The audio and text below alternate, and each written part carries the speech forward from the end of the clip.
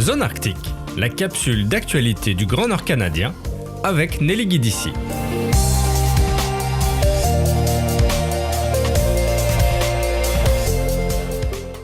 Cette année, le Conseil de l'Arctique fête ses 30 ans. Malgré un contexte international complexe, le Royaume du Danemark, à la présidence depuis mai 2025, rappelle que l'héritage du Conseil de l'Arctique est immense. Sa pertinence et sa capacité d'action restent toujours d'actualité. Cependant, ces dernières années ont été marquées par des turbulences. Souvenez-vous, en février 2022, suite à l'invasion de l'Ukraine par la Russie, toutes les activités et tables rondes du Conseil de l'Arctique avaient été suspendues. En revanche, la Russie, qui était alors à la présidence du Conseil, avait organisé une passation de flambeau avec la Norvège le 11 mai 2023. Ceci démontre que la coopération s'est maintenue de facto au sein de la structure, selon Thierry Rodon, professeur au département de sciences politiques de l'université Laval.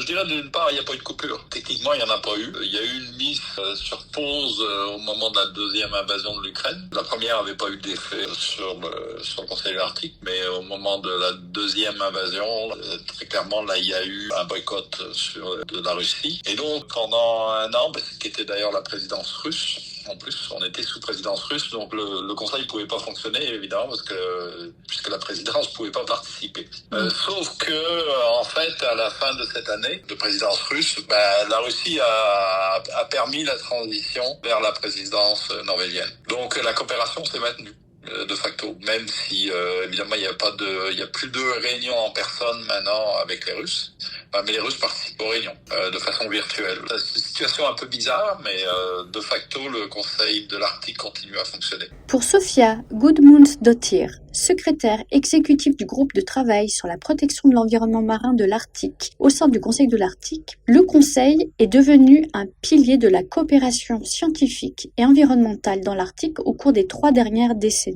La plus grande réussite du Conseil a été d'établir une collaboration durable fondée sur la confiance entre les États de l'Arctique, les participants permanents autochtones et les experts scientifiques de toute la région. En effet, les groupes de travail et de recherche sur la conservation de la faune et de la flore, les contaminants ou encore la prévention et la réponse aux situations d'urgence sont demeurés actifs et ont poursuivi leurs recherches malgré les tensions géopolitiques.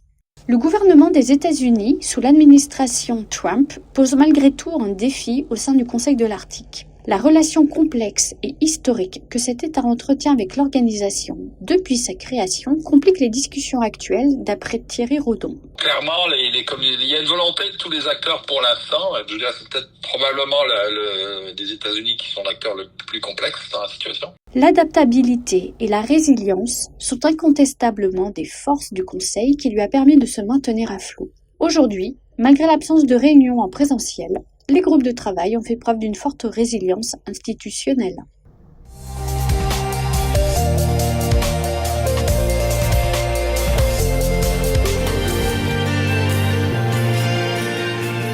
C'était Zone Arctique, la capsule d'information du Grand Nord canadien avec Nelly Guidici.